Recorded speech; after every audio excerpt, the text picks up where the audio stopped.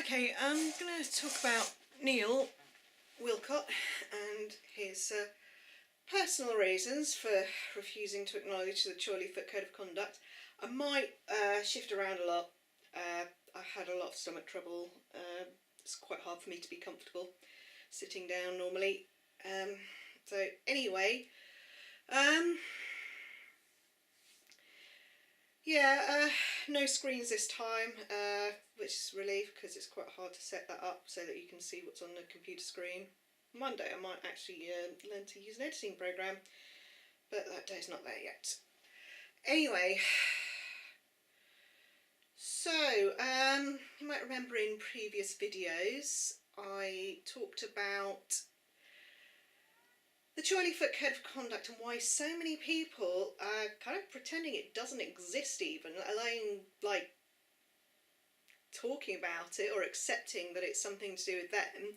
There's a lot of Chorleyfoot people who just don't accept that it's anything to do with them. Now, part of it is because, right, my lineage is via Dr. Wong, who for decades, I guess, told people a version of Chan Hyung's rules, which on closer inspection by me turn out not to have had anything to do with him, and there's actually a completely different set of rules known as the Code of Conduct, which Chan Hyung did write. And yeah, Dr. Wong and anyone to do with him has been pretending it doesn't exist. Now I can get that, but you see, Niel Willcott actually resigned from the PBIF, Dr. Wong's organisation, in December 2014, and it was after that that I discovered the Chorleyfoot Code of Conduct. And he has been completely refusing to acknowledge that it exists as well. I mean, there was a point where he, a couple of months back, he did do this simplified version that he posted on Instagram and Twitter. He's removed it from Instagram now. You might see what I have to say about that in a previous video.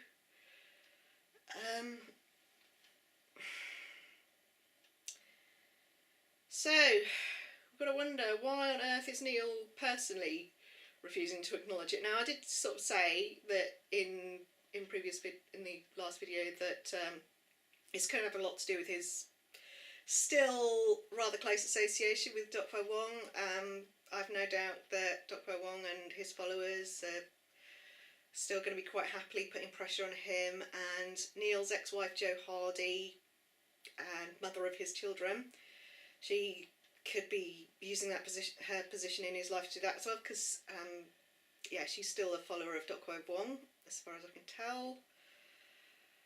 So yeah, I've been through all that. But what about Niel? Now, he could, the thing is, he does, those things all could be a factor, but the thing is, he does have other things going on, and I suspect that if you take all that away, he would still refuse to acknowledge the Chorleyfoot Code of Conduct, and it's because I'm the one that discovered it, and I have a thing about how, you know, the fact that really he and his students should kind of accept that that's their code of conduct too, if he's gonna, because he makes these claims about being, you know, the inheritor of Chan Hyung's legacy and stuff. I mean, he should be accepting that as part of his legacy, but he kind of refuses to, and I am quite sure that it's about the fact that he just likes to find reasons to, you know, claim that I'm stalking him. He's consistently done this for years, and okay, I didn't realise this until relatively recent. I didn't realise that was exactly what he was doing anyway. Obviously I knew he was trying to make me angry all the time and upset and stuff, but I didn't know that in his real life he was telling people that I'm stalking him, and he's been telling people that probably since I was in lessons. I don't know why he's been doing this, by the way. I don't know why he's made such a big deal out of this, but this is a thing that he has always done. Now, there was this thing that happened when I was in lessons where I liked one of his pictures on Facebook with an alternative Facebook account. Now, there wasn't a reason for that and a context to this. Now, a lot of people do have alternative Facebook, more than one Facebook account. I had a personal one which I had friended him on, and which I was friends with him on. And then I had another one which was set up really for an anarchist lifestyle magazine I'd been intending to produce. I ended up not doing it because it turned out I was the only person who wanted to write for it, and while I am perfectly capable of filling a whole magazine on my own, it wasn't really a way that I wanted to go. I didn't really want to be completely dominating a publication like that, so I ended up not doing it. But anyway, I had this Facebook account, and the reason I did that was because of some trouble that I'd had with him, been having with him. Now, I've mentioned before that he blocked me on Facebook for, as far as I am aware, not being suitably admiring or adoring of him when he did the splits in a lesson. Now, I mean, I've always said this was the reason. I said to Niel this was what happened several times. I've said this in public, in Facebook and YouTube comments and stuff. There's been plenty of time for both Niel and other people to come forward with an alternative explanation for that. Nobody's come up with one. So, as far as I'm concerned, the reason that Niel blocked my personal account on Facebook in July 2012 was because I wasn't sufficiently admiring of his incredible, fabulous masculine prowess at doing splits. Fact was, he was quite angry with me in that lesson. We had an argument. He became visibly much more angry instantly. He saw that I was just looking really quite impassive in the face of his fabulous splits. So, and then subsequently, quite soon after, I realised he'd blocked me on Facebook. And now the thing is that back then I thought that if you blocked someone on Facebook, it was because they'd done something really terrible. I had blocked people on Facebook, but it's really only because it was it was some very specific people who had been orchestrating a months-long bullying campaign against me. So that was what drove me to blocking them. And so when Niel blocked me, I thought I must have done something wrong, like really, really bad and wrong, and I was really upset. I didn't know what I'd done wrong, but the fact was Niel was always getting angry with me about I didn't know what. So I spent an awful lot of time in lessons desperately trying to work out why he was angry with me and not doing whatever it was that was making him angry with me. So anyway, this time he blocked me. I then, because I really just wanted Kung Fu lessons, and to be honest, if it had just been about him, I would have just left the lessons in June 2012, because I was just getting that pissed off with him by that point. I did say I was going to leave in this argument that we had. So anyway, after I discovered he blocked me, I was just really upset. Thought I'd done something terribly wrong. So I wrote him this email. It's really, I was just begging and pleading with him to forgive me for whatever. I didn't know what I'd done, but I was just like really, I was very, really abasing myself in a lot of ways. And that was actually the first email I sent him in July 2012. I hadn't sent him any emails previously to that, although he did tell the police I had, but I hadn't.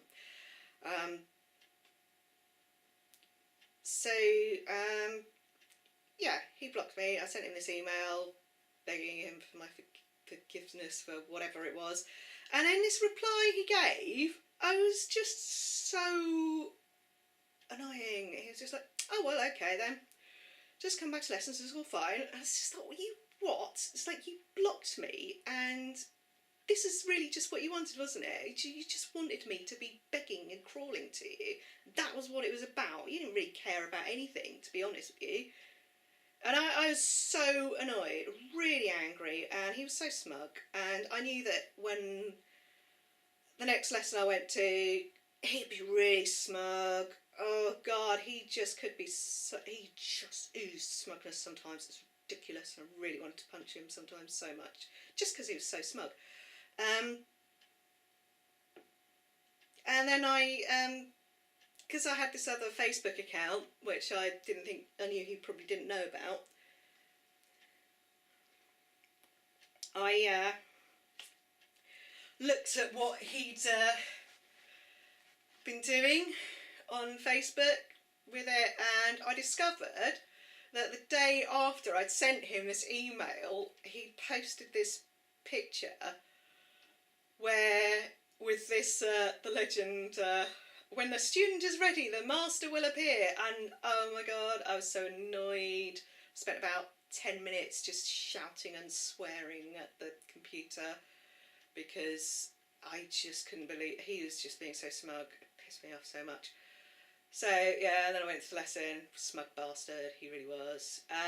So anyway, I just thought, oh God, you know what, I was so annoyed.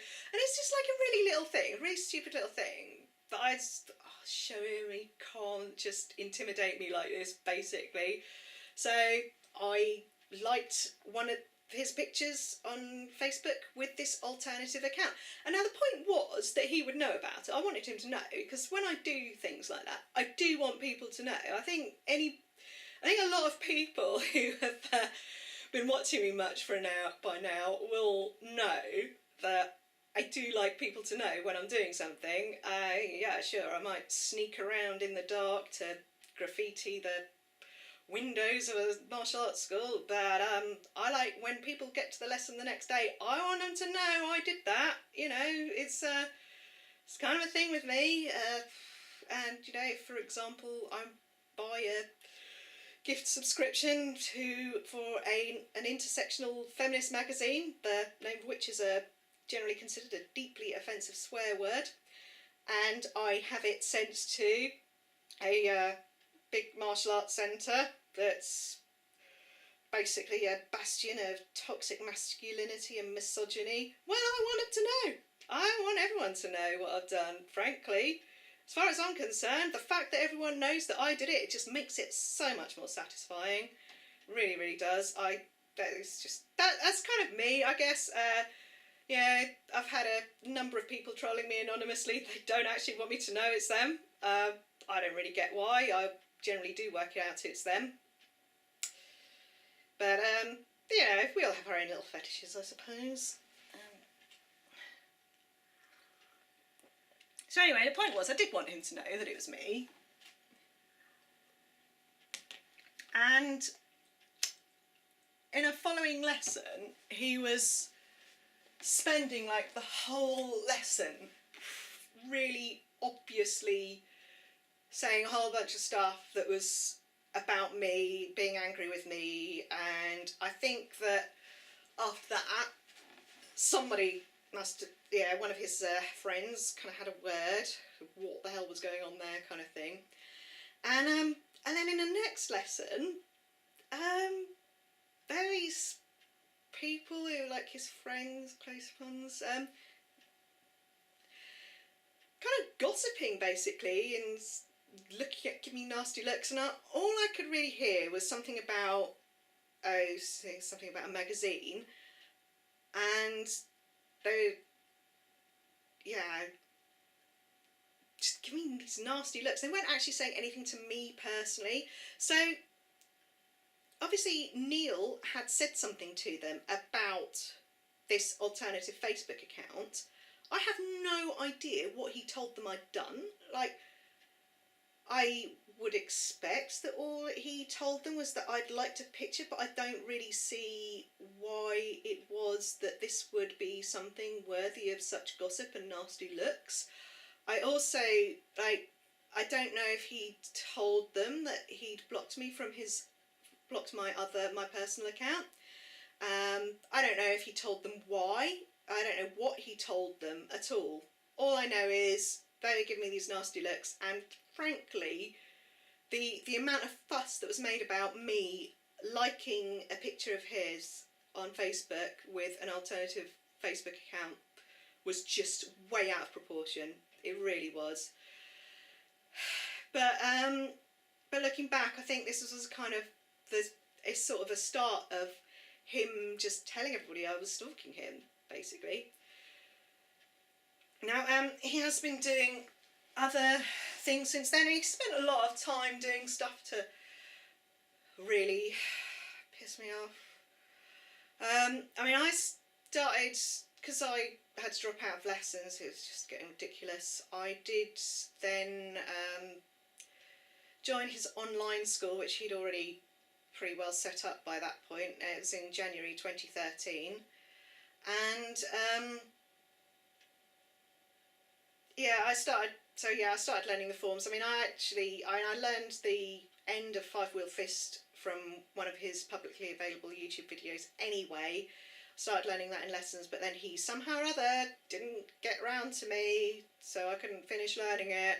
So I finished learning it from his video, and then after I dropped out in January, I started learning 9-star blocking, because that was the next one to learn, and I learned that from one of his publicly available YouTube videos. And then after that I kind of thought, well, obviously I am just going to keep learning, so I might as well join his online school, so I did that. And he never, like, I would, I did sort of start making his videos and sending them to him and stuff like that, but he would never comment on them, or I got to yellow fringe in lessons, but he never gave me anything above that. But he would, he had these other people obviously in his online school, and there was this section at the time of certificates and stuff, and so I would see that he was awarding other people certificates, usually for just like orange, no further than orange fringe. I think there might have been a green fringe or something. But so I would see that that other people were getting these certificates, but I wasn't getting any further, even though I kept learning the forms. And I guess that, I don't know, maybe I was expected to stop trying to learn anymore because I wasn't getting awarded the certificate or the fringe or whatever, but I didn't. Those videos were there, so I thought I might as well just carry on learning them, and I did. And it sort of didn't, I guess it just sort of didn't really matter if he awarded me anything or not. If I learned them, I learned them. And it's not like it's not like when Chan Hyung started learning this stuff, he was getting orange fringes and purple fringes or whatever. So it didn't really matter in the end. But and then he was giving black belts to people I'd been in lessons with who were like really shit. Like, there's no way they could ever earn a black belt normally. God, there's this thing where he had this like party for them, this cake with all their names on it, names of these people getting into black belts who could not do kung fu ever. Okay, so they got to orange fringe, but there's no way they could ever have got to black belt. So he was doing all that stuff all the time, and no matter how much I learned, no matter what I did, I was never getting anything. So it was that kind of thing he was doing all the time. And then there was this thing where he, to do with the payments, the online school. Now I started paying for that online school in January 2013, and it was monthly payments of £10.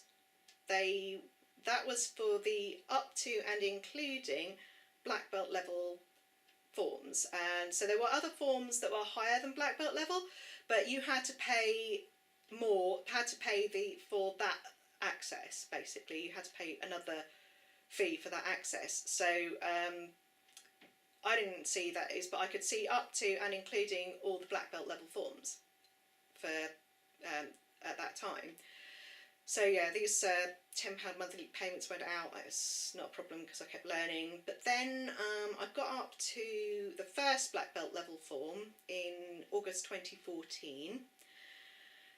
Yijong Bokwa, that was, and it's about a quarter of the way through it, maybe a third of the way through it, when he changed the settings in the online school, and it meant that I could no longer access those forms that one would normally learn in order to be awarded black belt. And so for me to be able to carry on learning Yijong Bokwa, I had to pay the £180 up front, because it was an upfront fee. It wasn't a monthly one that he did for that.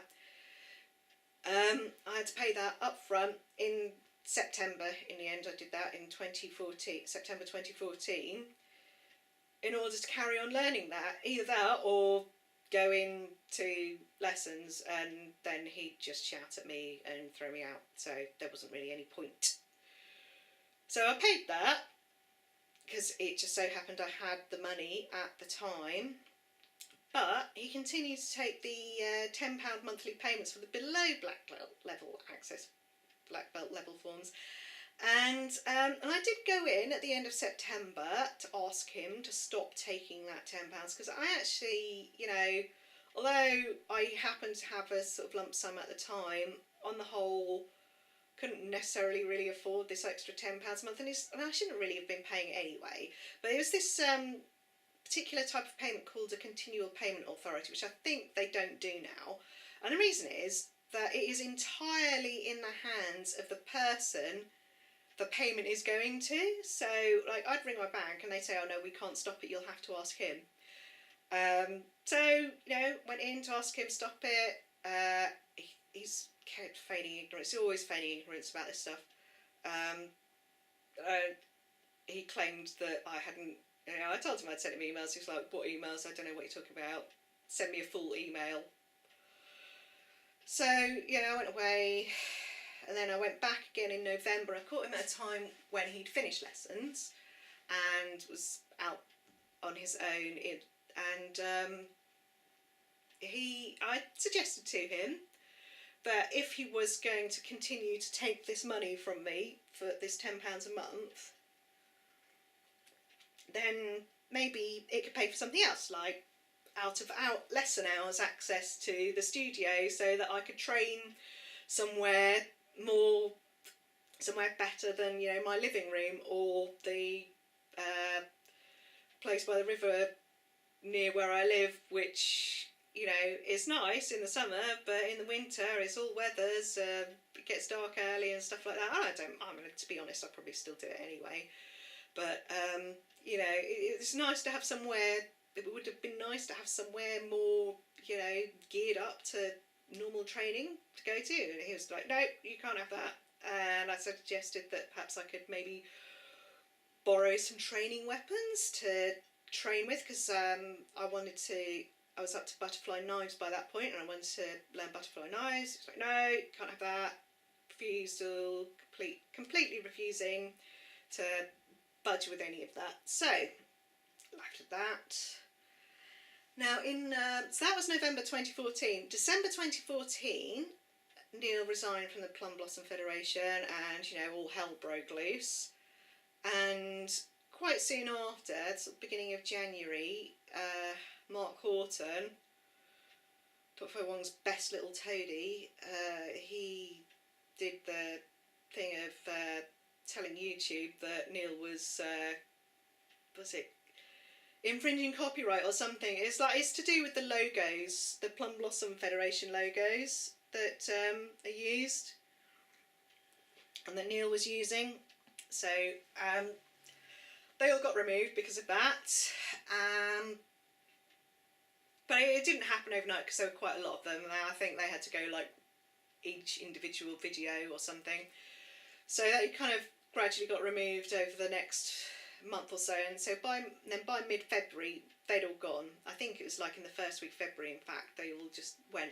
I was about a quarter of the way through learning tiger blocking at that point. It's very annoying. So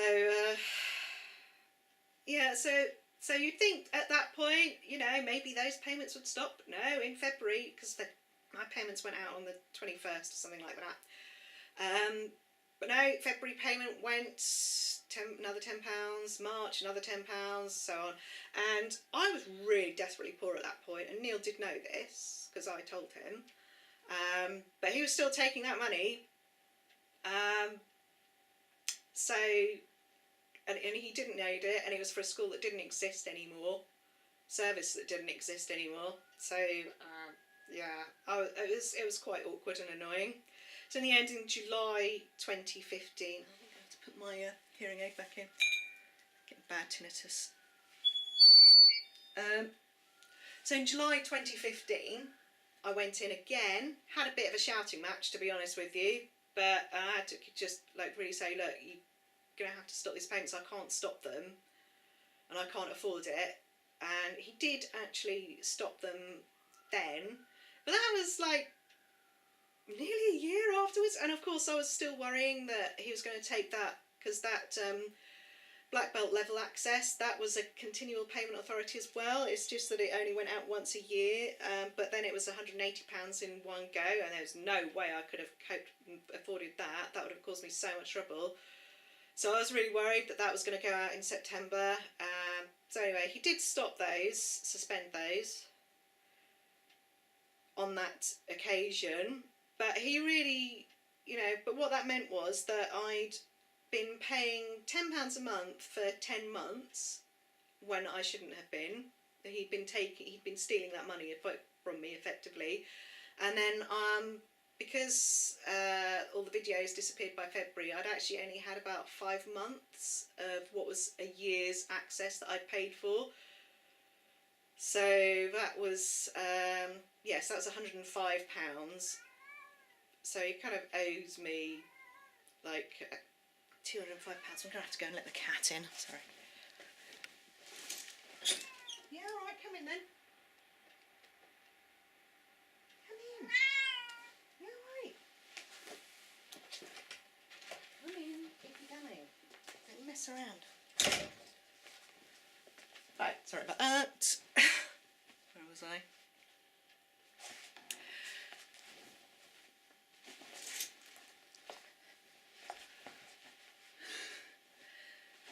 So yeah, so he owes me all this money. He owes me all this money for lessons. I've always been very clear that as far as I'm concerned, that money is for lessons. I don't. Whatever he thinks that it's for, I want it for I want the lessons. He owes me lessons, and he owes me a lot more lessons than that. Also for 2014 prices, he's put up the prices since then, but that money was taken in 2014, so that's the prices it should be with, go with. Anyway, you know, like, he didn't need that £10, he didn't need that money. There was no reason for him to do that, no need for him to do that. I contacted him over and over again saying, can you please stop taking this money from me? And he kept doing it, and you know, I can prove that he did it, and it's just like a most ridiculous and kind of a reckless thing for someone like him to do as well. But he did it, and he kept doing it, and subsequently he told the police that I'd kept going in. He told them I'd gone in 10 times. I'd actually only gone in 5 times, and 3 of those times was to ask him to stop stealing money from me.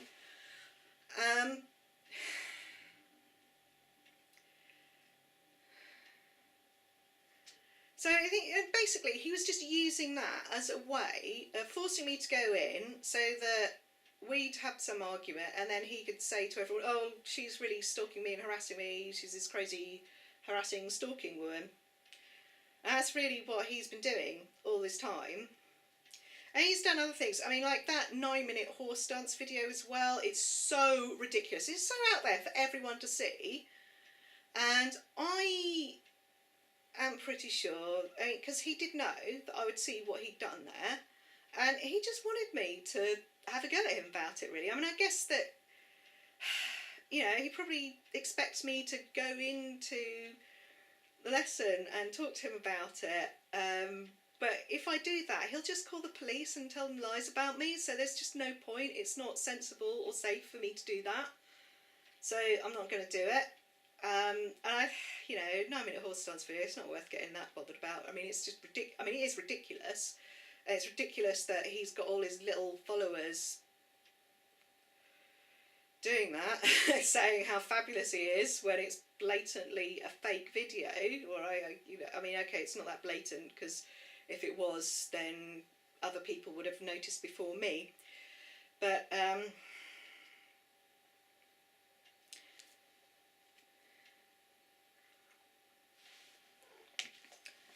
so he does have this history of doing these most ridiculous and appalling things just to piss me off, just in the hopes that I will do something that will then mean that he can then say, oh look, she's this crazy stalking woman.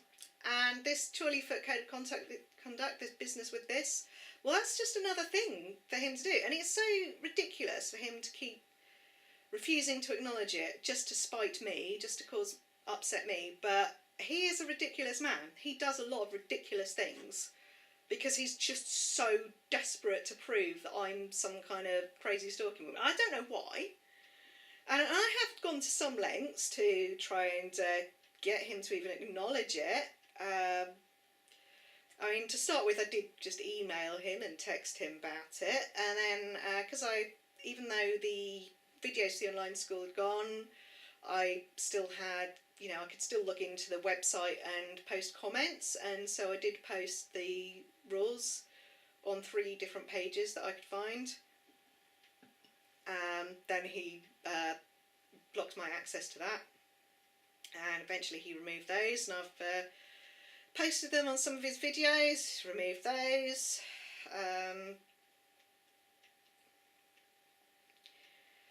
Yeah, and I also gone and put copies of the rules on the door of his studio while he's there. Okay, I haven't done it while he's there on one occasion in broad daylight when the door was actually open. I haven't done it while he's there to show off about what a cool ninja I am for creeping up to his door and then getting away again undetected. It's simply because I am pretty sure that if I were to put those rules on the door while he wasn't there, he'd get there and then remove them before his other students got there, and I really wanted his students to see it. And then, yeah, then then there was this time when I went in September 2017, I went in to have this lesson, well, ask for this lesson that he really should be giving because he owes me lots of lessons. And yeah, that was the point at which I realised there was something very wrong with him. Anyway, I subsequently painted the rules on the window of his studio because I kind of thought, this is so ridiculous, like, is he really going to ignore this as well? And then, you know, I posted a picture of it on Instagram, and yeah, still like, oh, nothing to see here. It's amazing. Like how can you possibly keep doing that in the face of that? That's an awful lot of effort that he and his students are going to there to pretend that nothing's happening. It really is. So, now, there was, I think I went back and, yeah, painted the tiger claw on his, the Chinese symbol for the tiger claw on his back door and front door, and on his banner subsequently, and then he sent the police around after me. Now, okay, so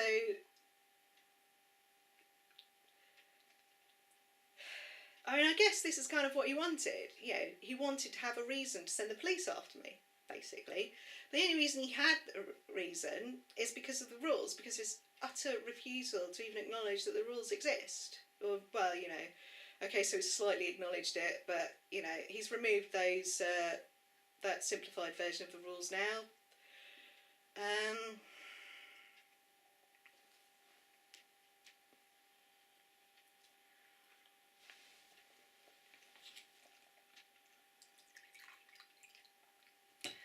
Now, it's a bit, I find it a bit strange.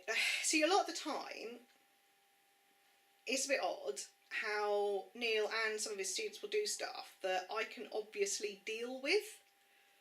Because I keep thinking, see, one of the reasons that I don't really understand why this is so ridiculous is that I think, surely you know that I can deal with this, surely you know this is the thing that I can deal with. And the fact is, that was not the first time I've been arrested. In fact, that was the 10th time that I was arrested. I've been, yeah, I used to be involved in a lot of protests, and a lot of it was to do with nuclear weapons bases and yeah, US air bases and stuff, the invasion of Iraq and things like that. So you know, it's okay. So it'd been a while, but it's not like I've forgotten what it's like to be arrested, and it's not like the drill has changed that much. So I could deal with it, and I suspect that he thought that if he, I don't know, so there's this kind of weird thing where the police read out this email that I was supposed to have sent a couple of days before, and I was very confused about it because I didn't recognise it, and I said at the time, oh well, I've sent him a lot of emails, maybe, and I assumed it was one that I'd sent him like a year ago or 2 years ago or something. I was a little bit surprised to find that actually, and then I went back and checked, and he tried reading it out to me twice, and I just didn't recognise it at all. I went back and checked, it wasn't an email that I'd sent. I suspect Niel was just arrogant enough to assume that I thought it was so ridiculous that he would not give them an actual email that I'd sent if he was going to claim that I was harassing him. I think subsequently I've kind of come to the conclusion that he he couldn't really send that many of the actual emails and give them that many actual emails and texts that I'd sent, just because at the very least he's going to look really bad, because a lot of the time I was complaining to him about the shitty things that he was doing. So I guess he didn't really want the police to actually see the actual emails I was sending.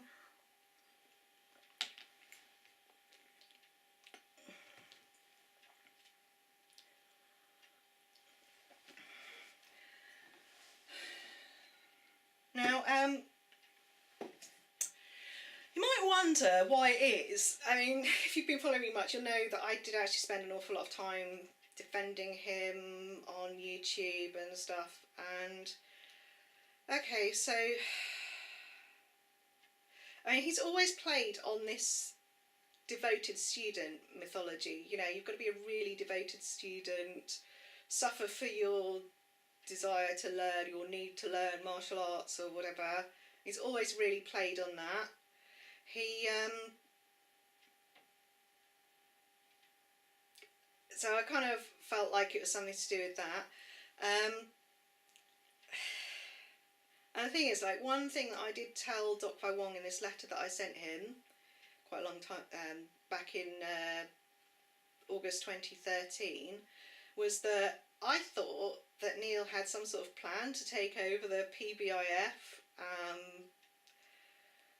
because, and it involved me in some way, because what he was doing was so ridiculous. I couldn't see how this was all just some weird personal thing that he had about me, because you know, surely no one would be that ridiculous. The way that he behaved was so ridiculous.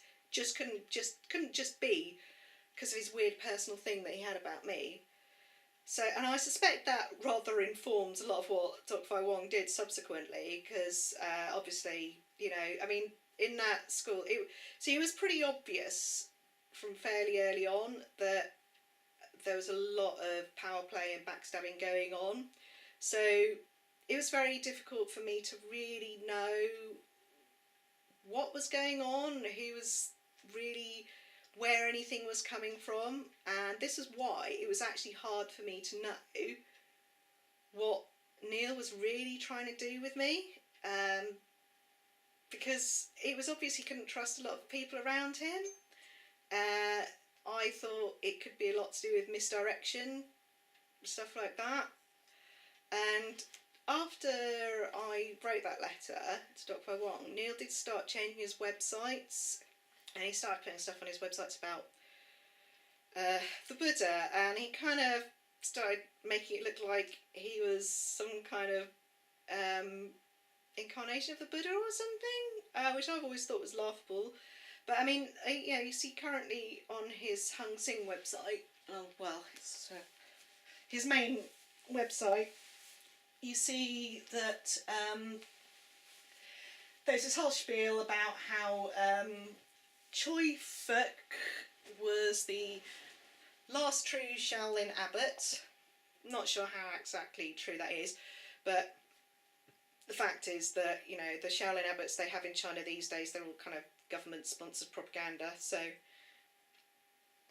he might have been, he might not have been, he might have been one of the last, I don't really know. But anyway, on the basis that Choi Fook was the last true Shaolin abbot, according to Niel's stuff, spiel, he was supposed to be like the inheritor of the patriarch, or the title of the patriarch, or the patriarch, I can't quite work it out, of Buddhism. And then that would have been handed on to Chan Hyung, according to Niel's thing, because he was Choi Fook's student, and then that was handed down through the generations to Chan Sun Chu, and then because Niel was taught by Chan Sun Chu for all of 11 days, somehow or other, that Buddhist patriarch thing, that goes to Niel.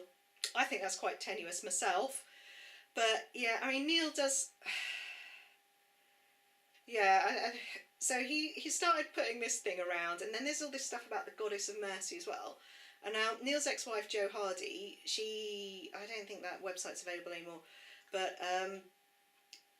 it's called the Guan Yin, the school that she set up, it's called the Guan Yin Studio, and the reason that it was called that is because she was basically trying to, it was bringing back in the Goddess of Mercy imagery or whatever. Anyway, but there's this whole spiel on there about the Goddess of Mercy, and she does in that really try and make it look like she is somehow the Goddess of Mercy. And now the thing is, there is this tradition in Eastern cultures of living gods and goddesses, so they are incarnated in human form. And Dr. Wong thinks he's like the yellow emperor god, and that's why he keeps swanning around in yellow all the time. So yeah, I think, and it is very easy when you do a lot of martial arts training to start thinking you're some kind of super being, and start thinking you can do like really amazing things. I mean, there have been a few times when I've had to be a bit careful. It's like there have been times I've learned a form and I've started to think, maybe I could run across a river or something. Obviously, I haven't actually done that. But, I know, back when I was in lessons, there was somebody who sort of ended up having to miss a whole bunch of stuff because he decided to try walking across a barbecue barefoot. And, there is that whole thing of walking across hot coals barefoot and stuff. And obviously he burned his feet. So, it's a thing. I suspect that there's been a lot of trouble for people who are really into martial arts because they start thinking they can do stuff that they really can't do. And in this whole kind of living deity thing, it's another example of that. It's another thing that happens. Or it can happen if you're not careful. You have to be very careful about these things. But, I just think it's ridiculous for them to think that. They don't really do much with it. I kind of get the impression that both Niel and Jo Hardy think that their mere presence in the world somehow or other brings blessings on us all. And yeah, I really don't think that. And the thing is that you kind of you can't just, if you're learning martial arts, sure, you can be shut off from the world and learn your craft and hone it and stuff, but what are you going to do with it? I think it's a worthwhile thing to just learn on its own as a sense of personal development thing, but it's a huge privilege to learn martial arts, and it's a huge privilege to gain those skills, and it's kind of ridiculous to my mind to just keep those skills to yourself and to keep that privilege to yourself. And certainly the Goddess of Mercy, she was very I mean, I do have some sort of issues with the way that she plays in the kind of the whole Goddess of Mercy thing does rather play into a lot of sexist ideas about women. But, she didn't just sit there being a nice goddess person. She did stuff. There was one story where she was supposed to like really champion the poor and the oppressed and stuff like that. And there's one story about her like offering herself up as to be executed in place of someone else who was, I think, being executed unfairly or something. Anyway, it meant her head was being cut off. But the thing was, she was immortal, so her head being cut off wasn't like a huge deal for her. Well, not the deal for her that it was for other people. It would have been for the person she was in place of. So I kind of feel like, you kind of have to do something with it, and I do think that, the Goddess of Mercy in particular does kind of show that you are supposed to do something with your privilege. I mean, she used her privilege to help lesser people who are less fortunate than herself. Can't say I see Jo Hardy ever taking any hits for anyone. She's not helping anyone that I can see. I mean, she's a vegan, but who isn't vegan these days? Come on. She doesn't really do anything for anyone that I can see. She just expects everyone to admire her and adore her, because, I mean, she's very much one of those sort of white middle-class blonde women who just expects everything to be there for her, have everything handed to her on a plate. So, yeah, I really don't think she's much of a Goddess of Mercy, frankly.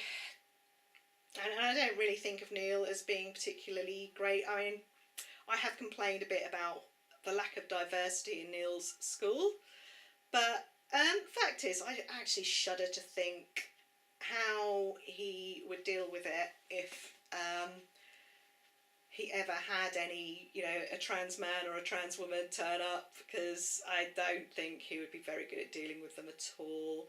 He'll probably think he's being all nice and understanding, but the reality is he'll be just utterly patronising, and he's got no thought, he's got no way of understanding of checking his privilege. In fact, he consistently abuses it, constantly.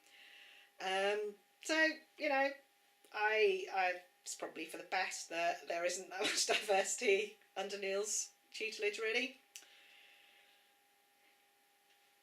But anyway, I mean, I don't see him doing much of it besides having everybody adoring him, basically. I just don't. Whereas, I mean, so I listen to these Kung Fu podcasts by CPT W Smith, and they're sort of very rigorous examinations of, the history and culture of martial arts. It's very well researched, and one of the things that he said a few times, and he said it again recently, is that martial arts only becomes relevant to the wider public, to people in general, when we, as martial artists, get involved in their struggles. And in case you hadn't noticed, there's a lot of shit going on. So, kind of feel like it would be a good idea if, we as martial artists were prepared to start getting involved with this. And I'm not saying, okay, that we should all go out and bash the fash. I do feel that our skill set does go wider than punching Nazis. And obviously, if you want to go and punch a Nazi, that's not necessarily something I would recommend. Our skill set does go wider than that.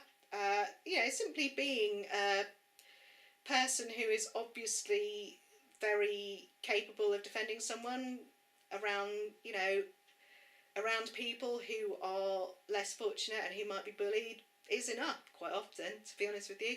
You know, you should be, I kind of feel like there's too much of this thing of martial artists trying to pretend that they're separate from the world and not political and stuff. And to be honest, I think with some of them, it's probably for the best, but actually I don't think it's a good idea. I mean, it is part of the DNA of martial arts really to be involved with the lesser, you know, the people who are less fortunate. I mean, the reason that Charlie Foot, you know, when Charlie Foot was created, it was in a time of terrible struggle for very poor people against the government, and Chan Hyung was involved in some stuff. His student Chung Hung Sing was much more of a revolutionary than Chan Hyung. But you know, it is a thing they do. And I, you know, to try and stay separate from all of that, I think it's not right and it's not fair. And I don't think people should be prepared to just sit by and let stuff happen. And in case you haven't noticed, I'm not one of those people who does just sit by and let stuff happen. But anyway, so the thing was, one of the reasons I kept going along with this so much was because I did think that there was some sort of grand plan, that, you know, there was going to be some great thing that Niel was doing, and ultimately, to be honest, I think his grand plan is to just have everybody adoring him and to keep finding new ways to piss me off and make me do things that, or convince me to do things that he can then claim, you know, things that I'm doing to stalk him and harass him. So examples of things that I'm doing that's stalking him and harassing him. So yeah, I think because he's actually, he's all about instant gratification, really. He doesn't think much about the future, as far as I can tell. And if he did, it wouldn't have got like this, I can tell you that. I mean, I don't think that he or any of the people that have gone along with all this back in 2012 were thinking it was going to be like this now. I certainly wasn't. You know, because I just kept thinking, he's going to back down now. He's going to say, okay, you can come back to lessons now. That's what I kept thinking.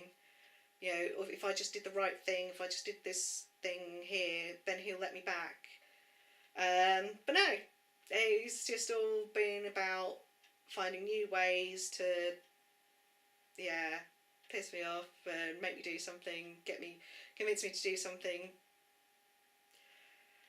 wrong, and then he can, you know, so he can send the police around again.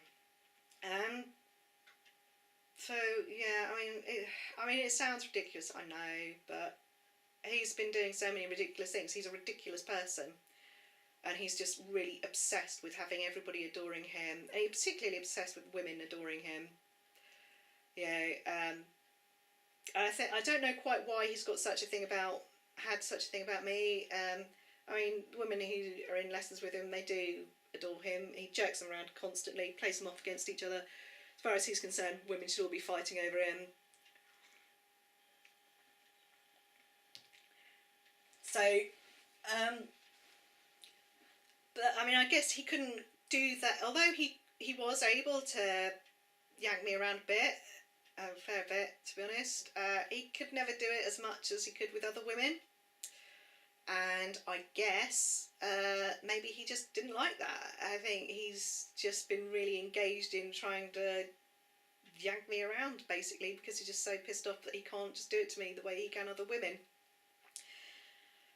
But I don't know, I just got no idea why it's such a big thing with him. I actually don't know. But I mean, it could be that he's just really misogynist, I think.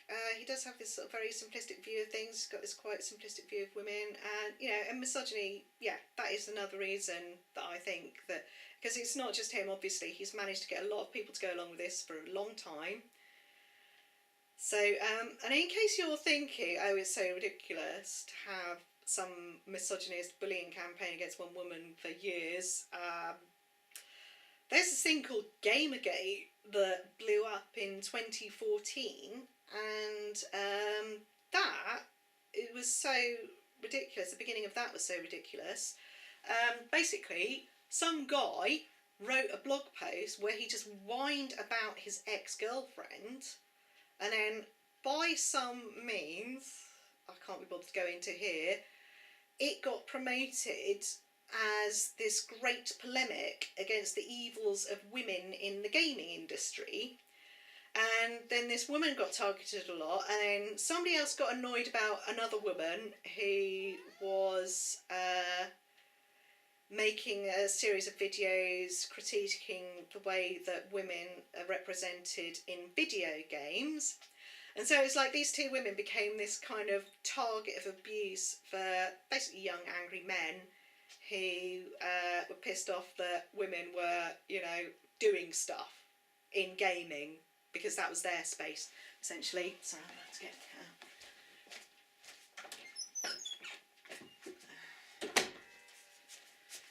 She's got food out there, I don't know why she's hassling me. Anyway, so yeah, and that went on for quite a long time. You know, they were forever getting rape threats and death threats. And I did read this blog post, and I say I read it, I started to read it. I don't know how long it went on for, because it just went on and on and on. And there came a point where, I was reading it on the basis that it was supposed to be this great polemic against the evils of women in the gaming industry. And then I started to read it, and it's just this guy whining about his ex. And I just kind of got to this point where I thought, I can't bother to waste my time on this guy whining about his ex. And there's another thing about it, which was that the stuff that he was saying about her, well, I've got a few ex-boyfriends who said those things about me. And they used to say a lot of those things about me while I was with them. And it was all bollocks, it was all lies. You know, it's just about stuff that was in their heads about women. And so, I mean, I think it's that whole kind of Madonna whore thing, you know, women are either the perfect representation of women or they're like evil bitch demons from hell or something. And, you know, if you're not fitting in with their perfect idea of a woman, then you're the evil one. And I think, and they just, there's just no sort of in between, there's no thinking about, you know, maybe they did something wrong. And I think, and Niel has that mindset very much. And it's kind of spawned these really kind of deeply nasty, misogynist and transphobic, homophobic and racist very often sort of movements. So, you know, you've got the incels, the red pillars, the MGTOWs, the men's rights activists and stuff, and they're all in that sort of vein, and they all seem to have sort of come out of Gamergate, or that sort of attitude at least. And so this stuff, and you know, and to this day, those two women, they get rape threats and death threats. I don't think it's anything like as intense as it used to be, but they still get it. And other women, other people around them got it, and now obviously it's kind of spread out quite a lot to any woman who speaks or exists or whatever. Now you might wonder why it is that Niel hasn't ever said anything in public about me. I mean, I've been quite vocal about him for a while now, but he's never actually said anything in public about me. Yeah, he's never made some rambling, incoherent, you know, whiny video about me. You know, like Sargon of Akkad, for example, has been known to make about Anita Sarkeesian. And you know, it's always been other people speaking for him. You know, those anonymous trolls, he's had a lot of, they've all been sent after me, and he personally hasn't said anything. And, well, there are a couple of very good reasons for that. First of all, he wants me to go and speak to him personally. He wants me to go to his studio, or maybe go to his house. Don't actually know where he lives. I know roughly where he lives, but that's only because he keeps parking his car out there and keeps living in places where I am likely to cycle past, like up the road from where my friends live, that kind of thing.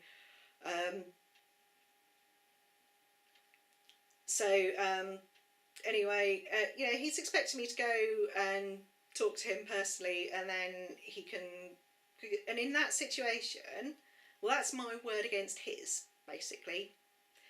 So, and obviously he's expecting that he'll be the one who's believed, which I guess is why he said told a bunch of lies to the police about me, because I think he was just expecting that I would, they'd believe him for a start. And I think he was also expecting that I would somehow, in retrospect, I mean, at the time, I thought it was pretty obvious I wouldn't just fold and falsely confess to stuff just because he told them that, because he knows very well I've been arrested a number of times, and that's not something that's going to happen. That's not something I'm going to do. But I think he was probably expecting that. I think he's just very arrogant and assumes everybody will just go along with everything that he says. And to be fair, quite a lot of people do go along with what he says. But in the case with the police, they didn't really kind of they kind of accepted that he hadn't really been that honest with them about me. That I think they kind of came to the conclusion that any troubles he had with me brought on himself, and so I just got cautions. I mean, I could have said not accepted them and said I was innocent and stuff, but that would have meant going to court and stuff, and I'm not convinced that would have been a helpful or useful way to go, really. So anyway,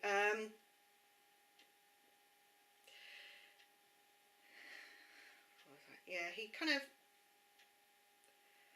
has just expected everyone to go along with him all the time.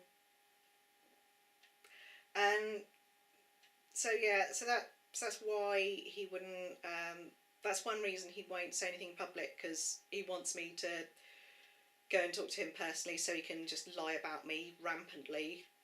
If he says anything in public, it's a lot harder for it to be my word against his.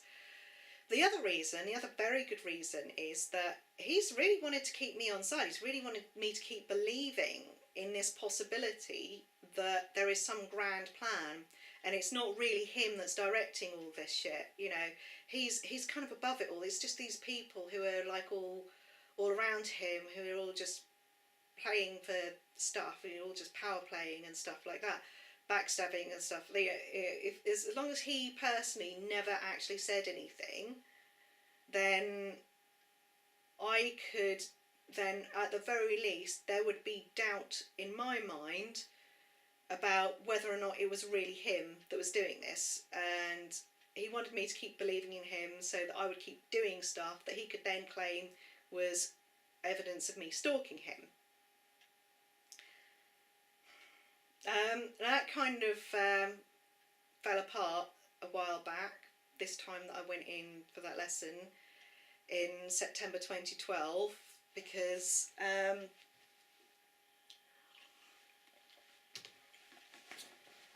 now I had been quite suspicious for a little while about whether or not he was actually feeding some of the anonymous trolls things to say to me. Up until the summer of 2017.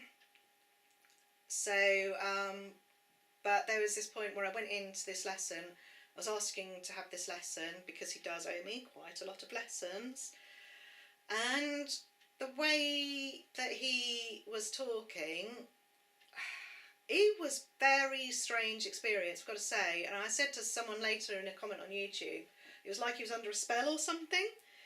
It was like he was living in a parallel universe or something, because he was saying stuff that was blatantly not true right there and then. It was just like, I could not understand how it was that he could just say things that were clearly not true right then.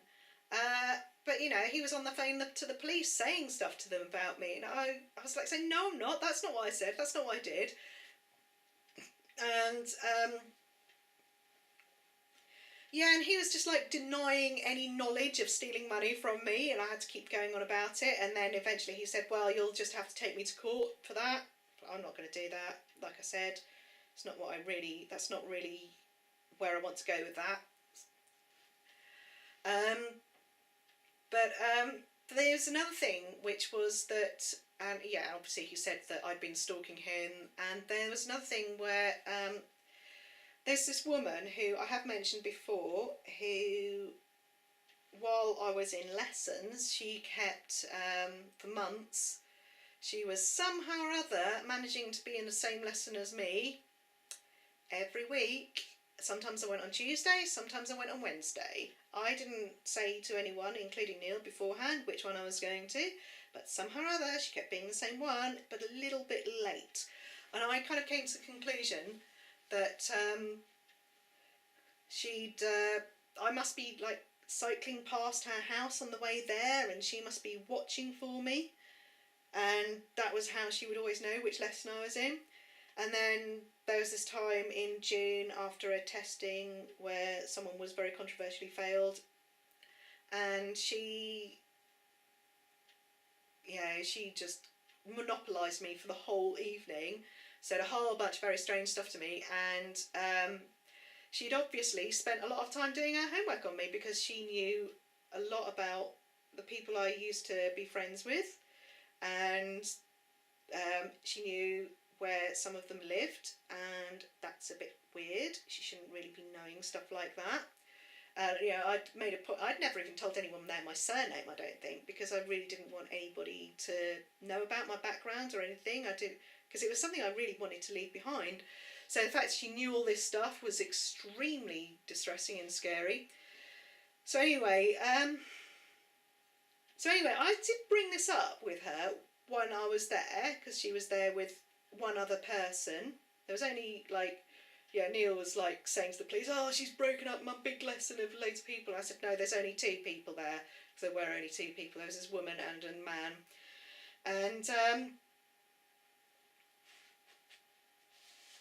anyway, I brought this up with her, and she said, "Oh, we should stop trying to get into my life." And I was just stunned that she should say that to me, because I hadn't been remotely interested in her life.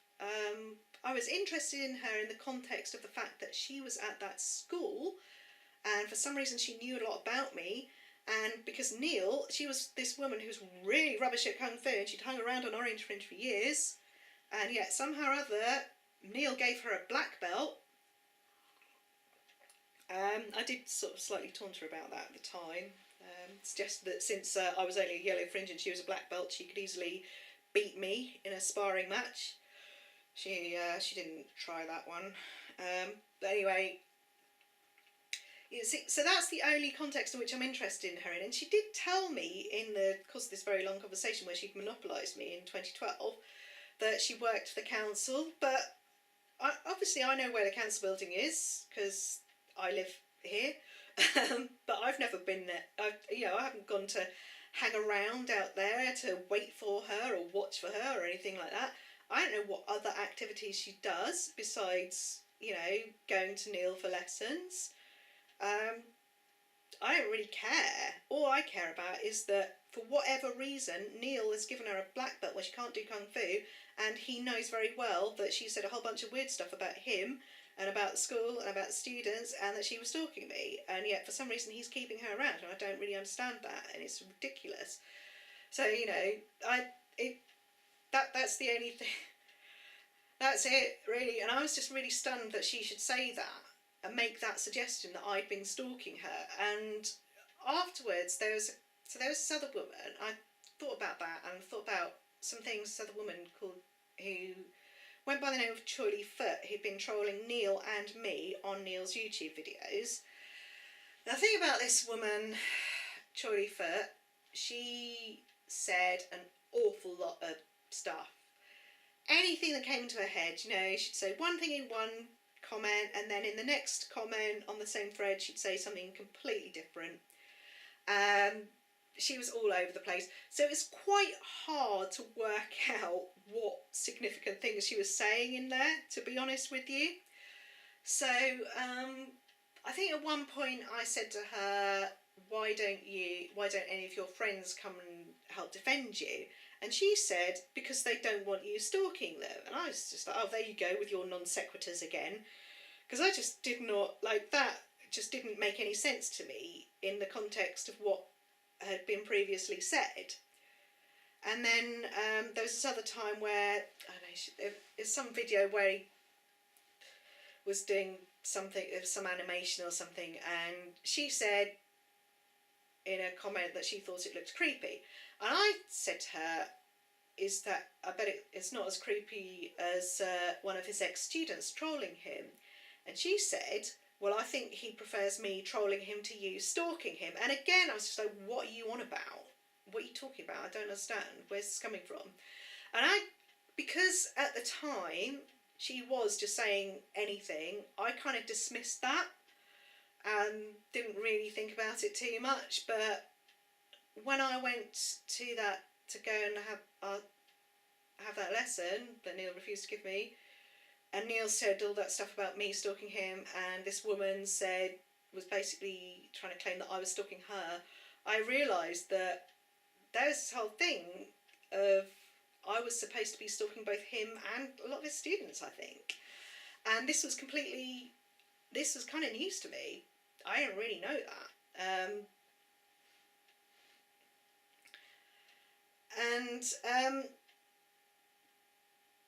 So that was when that was the first point that I thought about how, well, it wasn't the first point, okay.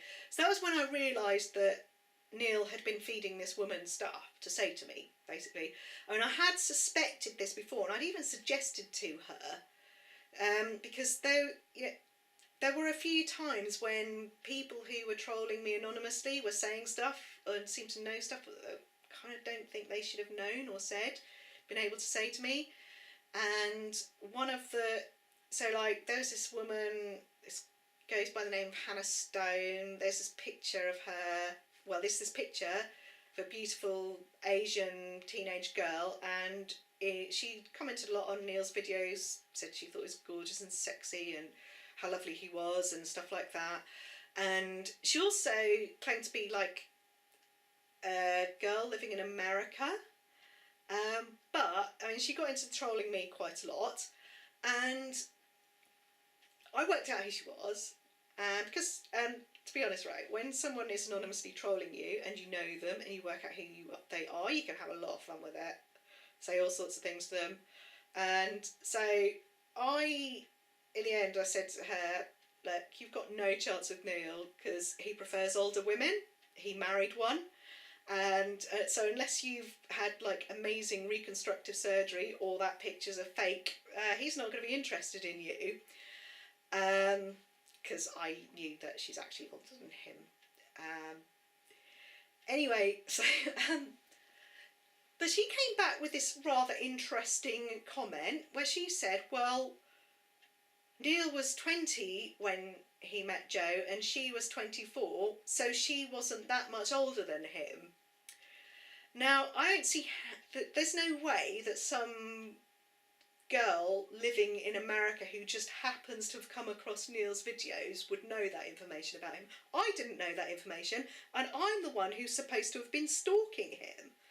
You know, I knew that they'd met when he was around that age, but I didn't know that precisely how old they were when they met. So, and I'm the one who was supposed to have been stalking him. So how did she know? What was she exactly? But yeah, I'm pretty sure that was, she obviously knew then, basically. And then this Choily Foot person, she started saying some stuff in video in some comments, and I did say to her at one point, you know, you could be getting this. Are you getting this stuff from Niel? Because I don't see you knowing this stuff. Because she wouldn't have known that stuff.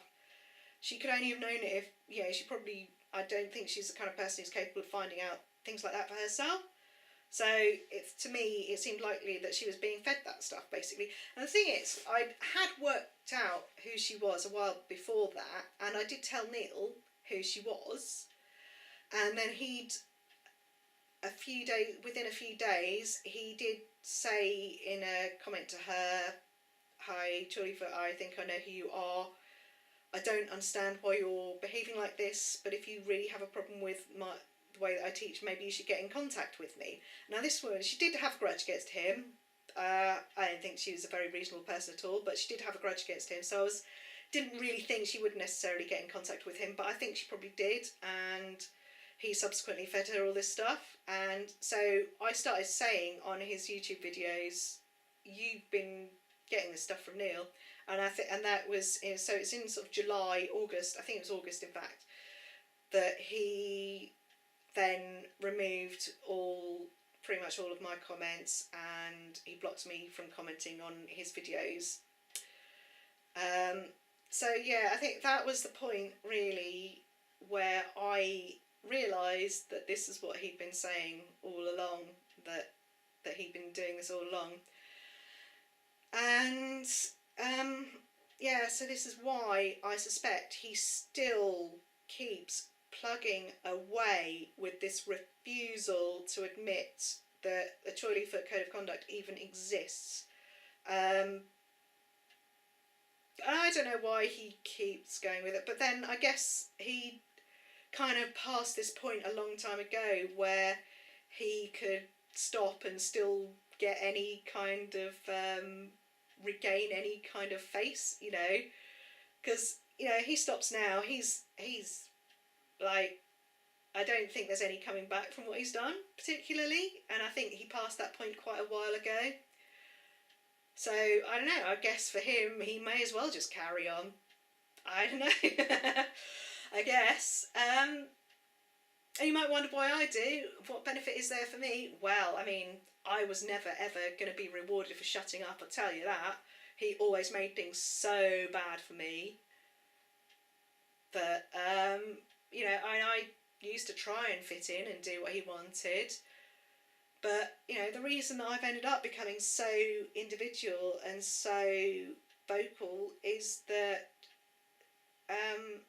I just kind of gave up trying to please him, because I knew that I never could, because he was always angry with me, whatever I did. And actually, he always seemed to get more angry with me if I was, trying to fit in and trying to do what I thought he wanted. So I just thought, yeah, fuck it, I might as well just do what I want. And so I don't see any benefit for me in giving up and not saying anything. He's never shown me any sign that I'm going to get any benefit from it. Nobody else has either, I've got to say. I'm not going to suddenly get lessons and be accepted because I shut up about this stuff. That was never going to happen. He was never going to accept me. So he's kind of created this situation, I guess, where I've got no reason to stop. And I guess he's got no reason to stop either, I don't know. Or he can't, there's no way he can stop and still kind of regain any credibility, or if there is, there's some very deep thing going on that I don't know about, but I don't think that anymore. I mean, he's busted.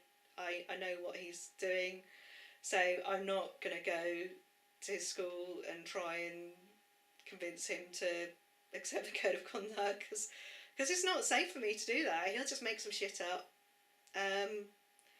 Cause lots of trouble. There's just no point. And it's very sad. It's kind of ridiculous that this man does seem so desperate to spite me that he'll even keep, ignoring the code of conduct. But that seems to be what it is. And I can't see any other sensible reason. Well, there's no sensible reason for it. But I can't see what other reason there is for it now. We're way past the point where there could have been another reason. And it's very sad. But there we go.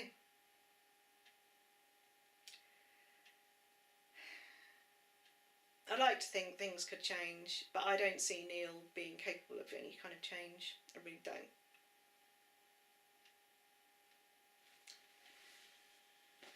There we go.